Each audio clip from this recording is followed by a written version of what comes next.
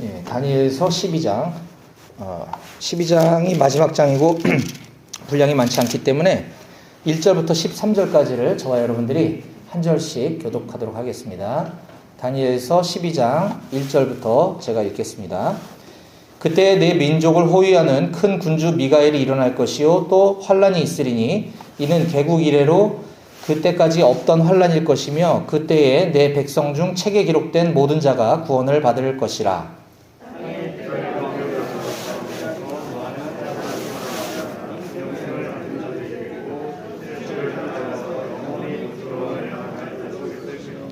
지혜 있는 자는 궁창의 빛과 같이 빛날 것이요 많은 사람을 옳은 대로 돌아오게 한 자는 별과 같이 영원토록 빛나리라.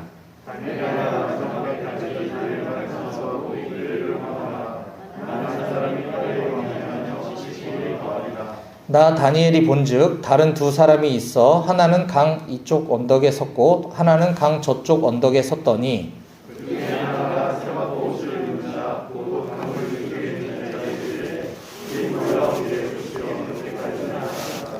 내가 들은즉 그 세마포 옷을 입고 강물 위쪽에 있는 자가 자기의 좌우 손을 들어 하늘을 향하여 영원히 살아계시는 이를 가리켜 맹세하여 이르되 반드시 한때 두때 반때를 지나서 성도의 권세가 다 깨지기까지니이다. 깨지기까지이니 그렇게 되면 이 모든 일이 다 끝나리라 하더라.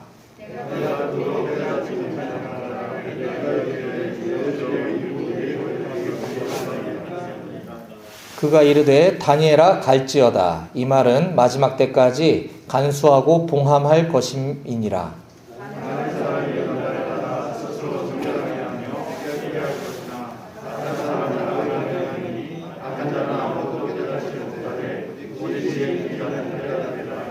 매일 드리는 제사를 폐하며 멸망하게 할 가증한 것을 세울 때부터 1290일을 지낼 것이요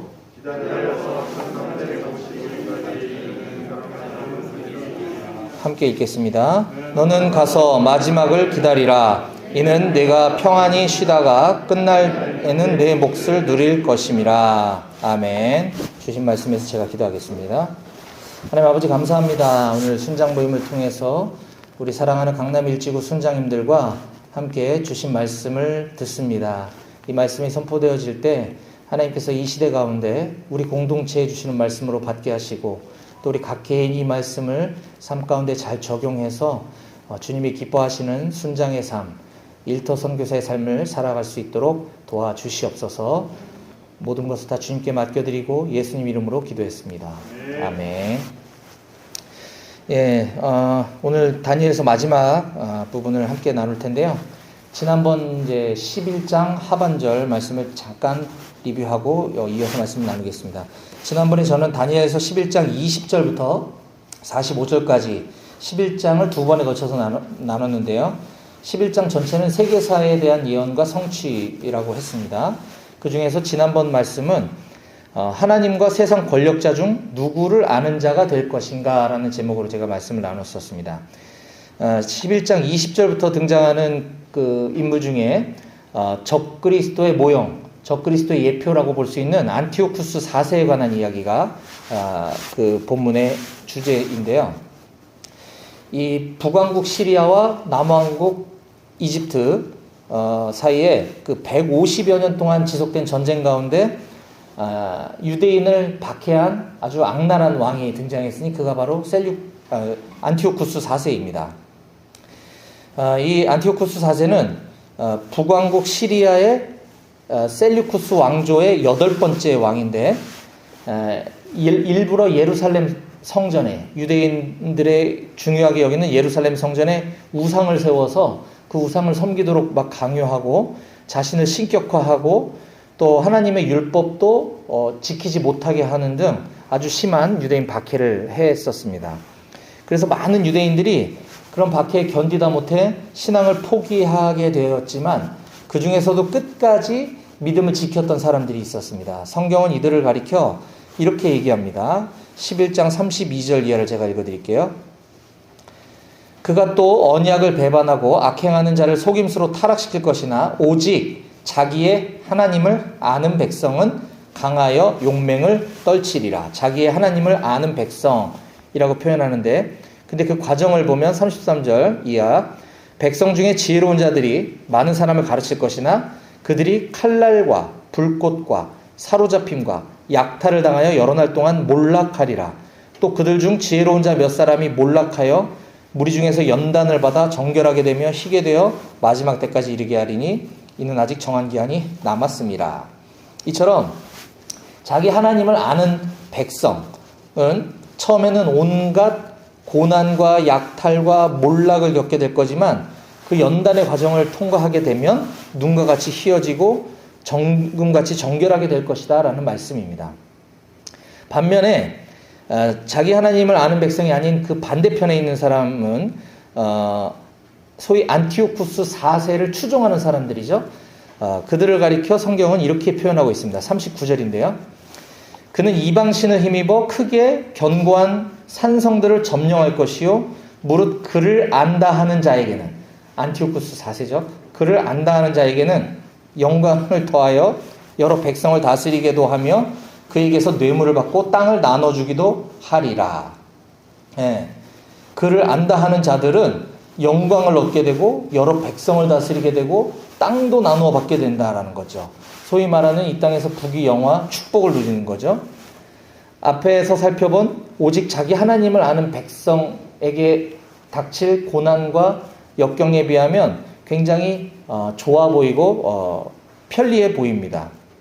그래서 저는 여러분들에게 그렇다면 우리는 누구를 아는 자리에 서겠습니까? 라고 지난번에 도전했었습니다. 자, 이어서 오늘 본문이 이어지는 12장 말씀인데요. 아까 11장은 적그리스도의 모형으로 예표되는 안티오쿠스 4세 이야기라고 그랬고요. 그 11장의 맨 마지막 절은 이제 그의 종말로 마감이 됩니다.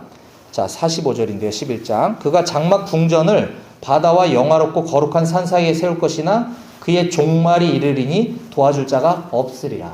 아무리 강력하고 아무리 부귀영화를 갖다 주는 것 같아 보여도 그에게는 반드시 종말이 있을 거다라고 이야기하면서 12장 1절에 그때라는 표현으로 이제 12장이 오늘 시작되는데, 이 11장에서 보여줬던 적그리스도의 모형이 얼마나 우리 그리스도인들을 핍박하고 박해하고 그 과정을 잘 견디는 자에게는 영광이 뒤따르게 되고 그 적그리스도의 모형은 종말이 반드시 있게 될 거다라고 얘기한 다음에 이거를 이제 인류 역사로 확장시킨 게 12장입니다. 그래서 이 12장은 인류 역사의 종말을 다루고 있는 장입니다. 이게 이제 다니엘이 히데길 강가에서 본 여러 가지 환상들 중에 오늘 마지막 부분에 해당되기도 하고 또 결론 부분에 해당되기도 하는 장면인데요. 마찬가지죠. 11장에서 보여줬던 것처럼 마지막 때, 인류 역사의 종말의 때에 우리 그리스도의 제자들은 고난을 받게 될 거다라고 하는 내용이고요. 하나님은 이 다니엘을 통해서 이것이 오늘 마지막 때를 살아가고 있는 우리들에게도 똑같이 적용된다라고 말씀해주고 계십니다. 그러나 이 고난을 통과하는 날 우리들에게는 영광스러운 복이, 면류관이 기다리고 있을 것이다 라는 말씀도 해주고 계시는 거죠. 자, 이 같은 진리의 말씀인 하나님의 말씀을 우리가 믿음으로 취한다면 마지막 때가 두려울 것이 없겠죠. 고난과 핍박도 두렵지 않을 것입니다. 그래서 오늘 이 다니엘서 12장을 통해서 지금 마지막 때라고 하는 이 시기를 살아가고 있는 우리에게 정말 마지막 때, 주님 다시 오실 날, 믿는 자에게는 영생, 믿지 않는 자에게는 영벌이 임하게 될 그 마지막 때를 사모하고 기다리는 삶을 우리가 살아가야 하겠습니다. 저는 오늘 다니엘서 마지막 메시지 20번째 시간인데요. Go Your Way 라고 하는 제목으로 말씀을 나누겠습니다. Go Your Way. 무슨 뜻입니까? 네 갈 길 가라 라는 거죠. 네. 자, 그럼 마지막 때를 살아가고 있는 오늘 우리는 어떻게 살아가야 되는가에 대해서 오늘 12장 본문을 중심으로 제가 세 가지 우리에게 주신 메시지를 정리해서 나누도록 하겠습니다. 첫 번째는요. 자, 마지막 때를 우리는 어떻게 살아가야 되는가? 첫 번째, 부활신앙을 믿음으로 살아가야 된다라는 것입니다. 부활신앙을 믿음으로 살아가라. 자, 1절에 보면 그때라는 단어가 3번이나 등장을 합니다. 그때 내 민족을 호위하는 큰 군주 미가엘이 일어날 것이요 또 환란이 있으리니 이는 개국 이래로 그때까지 없던 환란일 것이며 그때 내 백성 중 책에 기록된 모든 자가 구원을 받을 것이라. 그때 바로 예수님께서 재림하시는 그 마지막 때였죠. 12장은 그거에 대한 이야기를 할 거야 지금부터라고 강조하면서 시작이 되고요. 그때 무슨 일이 일어나는가 하면 큰 군주 미가엘, 즉 군대 천사 미가엘이 일어날 것이고 지금까지 그때까지 없었던, 그러니까 인류의 맨 마지막 종말의 그 때까지도 없었던 한 번도 겪어보지 못한 큰 환란이 있을 것이며 책이라고 표현한 생명책이죠. 책에 기록된 모든 자는 구원을 받게 될 것이다 라는 겁니다.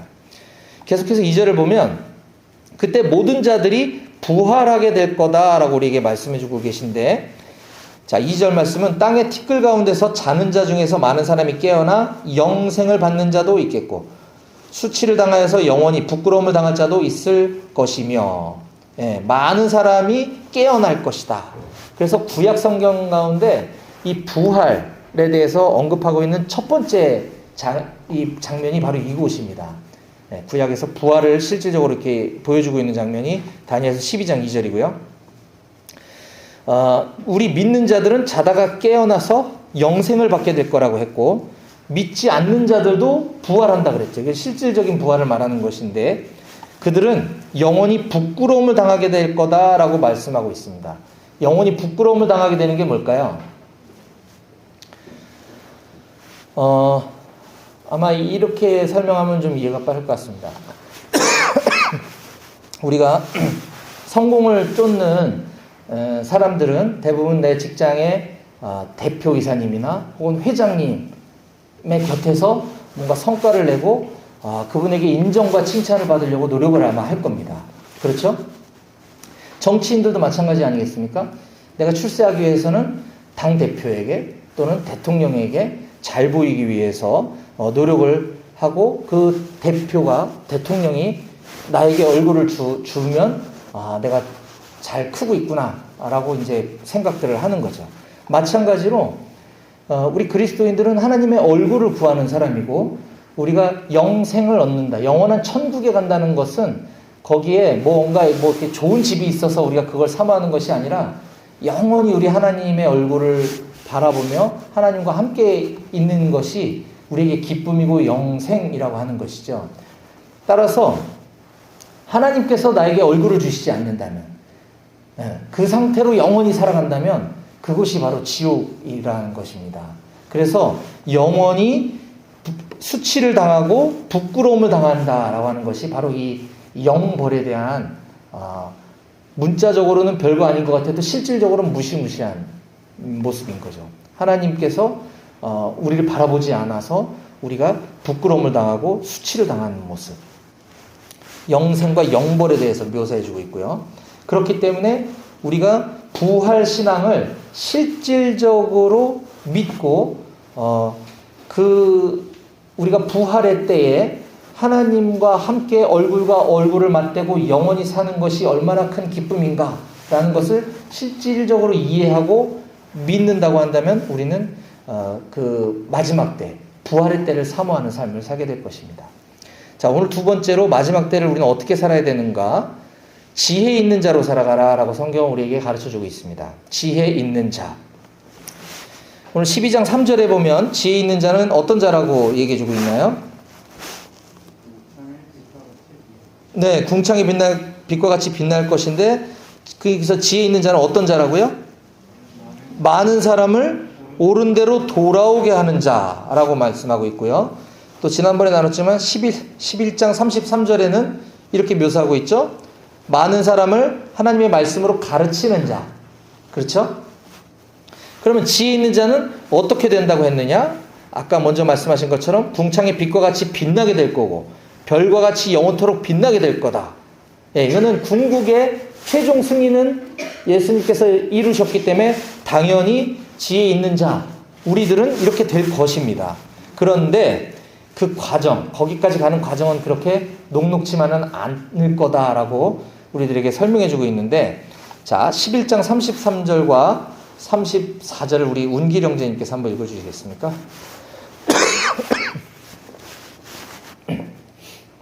11장 33, 34절입니다. 백성 중에 지혜로운 자들이 많은 사람을 가르칠 것이나 그들이 칼날과 불꽃과 사르다툼과 약탈을 당하여 여러 날 동안 몰락하리라. 그들이 몰락할 때 도움을 조금 얻을 것이나 많은 사람들이 속임수로 그들과 결합할 것이며. 예, 이게 마지막 때에 궁창의 빛과 같이 빛나고 별과 같이 영원토록 빛나게 되기까지 그 과정입니다. 칼날과 불꽃과 사로잡힘과 약탈을 당하고 그것도 여러 날 동안 몰락하게 되고 주변 사람들이 도움을 주는 척 하지만 결국은 속임수로 그들과 결합할 거다라는 거죠. 칼날과 불꽃과 사로잡힘과 약탈당한다. 순교까지도 당할 수 있다라는 얘기죠. 네, 이렇게 이런 과정들이 있을 거다라고 우리들에게 미리 알려주고 있습니다. 하지만 이런 과정들을 통하여서 우리 하나님의 백성들, 지혜로운 자들은 연단되어지고 정결하게 되고 순백과 같이 희어지게 될 거다라고 말씀해주고 계십니다. 35절인데요. 제가 읽을게요. 또 그들 중 지혜로운 자 몇 사람이 몰락하여 무리 중에서 연단을 받아 정결하게 되며 희게 되며 마지막 때까지 이르게 하리니 라고 묘사해주고 있습니다. 그러므로 지혜 있는 자는 이러한 사실을 미리 알고 있을 뿐만 아니라 다른 사람들까지도 이 영광스러운 자리에 함께 참여할 수 있도록 그들을 올바로 가르치고 믿게 하는, 인도하는 삶을 사는 자라고 하는 것이죠. 그래서 이 마지막 때를 살아가고 있는 이 시대 가운데 정말 지혜 있는 자들이란 누구냐? 하나님의 말씀을 전할 때 달콤한 말, 듣기에 좋은 말 뿐만 아니라 순교를 각오한 진짜 신앙인으로 살아가도록 제대로 하나님의 말씀을 가르치는 자여야 된다는 것이죠. 지혜 있는 자란 거짓 복음, 달콤한 복음이 아니라 복음과 함께 고난과 환난까지도 받으라라고 말씀을 가르칠 수 있는 자가 지혜 있는 자다라고 하는 것입니다. 우리가 좋아하는 다니엘서 12장 3절이 바로 그런 의미 가운데 나온 말씀인 거죠. 지혜 있는 자는 궁창의 빛과 같이 빛날 것이고 많은 사람을 옳은 대로 돌아오게 한 자는 별과 같이 영원토록 빛나게 할 것이다. 이것은 하나님의 말씀을 불순물을 섞지 말고 제대로 전하고 가르치라는 것이죠. 자, 이 부분과 연결되는 오늘 우리에게 주시는 세 번째 메시지는 이런 겁니다. 마지막 때를 살아가는 우리는 어떻게 살아가야 되는가? 세 번째, 하나님의 말씀을 간수하고 봉함하라라고 우리들에게 말씀해주고 있습니다. 4절입니다. 다니엘아, 마지막 때까지 이 말을 간수하고 이 글을 봉함하라. 많은 사람이 빨리 왕래하며 지식이 더하리라. 이게 어떻게 보면 좀 난해 구절일 수도 있는데요. 마지막 때까지 이 말을, 하나님 말씀이죠, 간수하고 봉함하라라는 게 무슨 뜻일까요? 그냥 꼭꼭 싸매놓고 숨겨놓고 있으라는 뜻일까요? 간수하다라고 하는 이 말은 하탐이라는 히브리어 단어인데 이게 우물 뚜껑을 덮는다는 뜻입니다. 하탐. 그리고 봉함하다는 사탐이라는 단어인데 이것은 임봉하다는 뜻입니다. 우리가 잘 알듯이 왕의 조서에 왕의 인장반지로 도장을 찍고 봉인하는 거, 이거를 사탐, 봉함하다라고 합니다. 자, 그러면 우물 뚜껑을 덮는 것과 왕의 조서를 임봉하는 것, 이것이 하나님의 말씀과 어떤 상관이 있을까요? 그거 맞지 않습니까? 덮어두고 봉하라고 했으니까 하나님 말씀을 꼭꼭 싸매두라, 이런 의미를 말하는 것이 아니라 우물에 뚜껑을 덮어두는 이유는 무엇이죠? 우물물을 마을 사람들이 못 먹게 하려고 덮어두는 걸까요? 이물질, 불순물이 들어가지 않게 하기 위해서 덮어두는 것이죠. 그럼 왕의 조서를 임봉하는 건 뭐죠? 왕의 명령을 백성들이 못 보게 하려고 하는 건가요? 이것이 더하거나 첨삭되거나 수정되지 않고 그대로 어명이 전달되도록 하기 위해서 봉함하는 거지, 이거를 열어보지 않게 하기 위해서, 지키지 않게 하기 위해서 하는 것이 아니라는 거죠. 따라서 간수하고 봉함하라라고 하는 것은 하나님의 말씀에 불순물, 이물질이 섞이지 않도록, 하나님의 말씀을 있는 그대로 잘 전하고 가르치고 지키게 하라라는 뜻입니다. 그러면서 마지막 때가 가까울수록 사람들은 시간이 점점 더 빨리 간다고 느끼게 됩니다. 그렇죠? 우리는 흔히 나이가 들어가면서 점점 시간이 빨리 간다는 표현을 하기도 하는데 뭐 맞기도 하고 좀 덜 맞기도 한 것 같습니다. 나이가 들어가면서 그렇게 느껴지는 거일 수도 있지만 그만큼 마지막 때가 가까워오기 때문에 시간이 빨리 가는 거죠. 아까 읽었던 말씀처럼 많은 사람이 빨리 왕래하며 지식이 더하리라 라고 하는 것이 이게 점점 더 마지막 때를 향해 가고 있다는 증거인 거죠. 또한 마지막 때가 가까울수록 사람들은 하나님의 말씀보다는 다른 헛된 지식을 쫓으며 살아가기에 급급하게 될 것이다 라는 것입니다. 아모스 선지자는 이에 대해서 이렇게 기록하고 있죠. 아모스서 8장 11절 주 여호와의 말씀이니라 보라 날이 이를지라 내가 기근을 땅에 보내리니 양식이 없어 주림이 아니며 물이 없어 가람이 아니요 여호와의 말씀을 듣지 못한 기갈이라. 예. 하나님의 말씀을 제대로 불순물 섞지 않고 제대로 전하는 사람이 없다라는 거죠. 여호와의 말씀을 듣지 못한 기갈. 자, 사랑하는 여러분, 우리가 지금 직장인 성경 공부 모임 BBB에서 우리가 성경을 열심히 공부하는 이유는 하나님 말씀을 삶으로 살아내기 위해서죠. 그렇죠? 네. 그러기 우리 적용 중심의 성경 공부를 하는 거지 아닙니까? 근데 그것만큼 더 중요한 게 있습니다. 바로 하나님의 말씀을 제대로 내 삶 가운데 적용하며 살아가기 위해서는 그 하나님의 말씀을 제대로 관찰하고 해석해야 되는 거죠. 성경을 잘못 관찰하고 잘못 해석하면 엉뚱하게 적용하고 살면서 우리가 적용 중심의 성경 공부했다라고 하나님께 말해서는 안 될 것입니다. 그래서 저는 우리 사랑하는 강남일지구 모든 순장님들께 간곡히 부탁드립니다. 우리 성경을 정말 열심히 읽고 이제 새해도 밝았는데 더 열심히 읽고 더 열심히 공부합시다. 아멘. 예, 제대로 공부하고 제대로 연구해서 우리가 제대로 하나님 말씀을 가르치는 삶을 살았으면 좋겠습니다. 그것이 아마 이 마지막 때에 하나님께서 우리 BBB를 사용하시려고 이 땅에 두신 게 아닌가라는 생각을 조심스럽게 해봅니다. 자, 이제 오늘 말씀 마무리하겠습니다.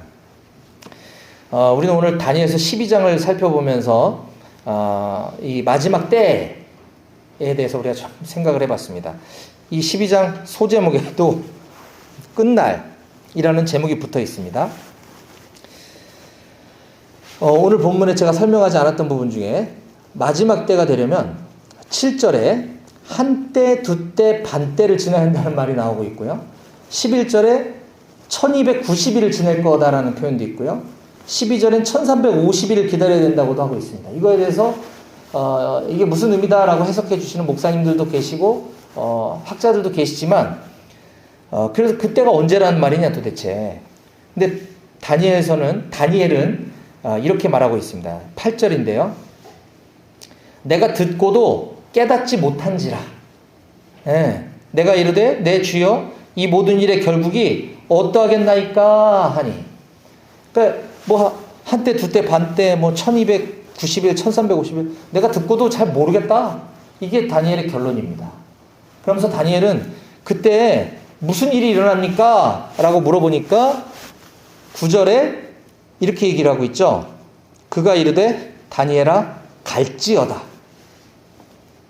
예, 이게 결론입니다. 13절에도 너는 가서 마지막을 기다리라.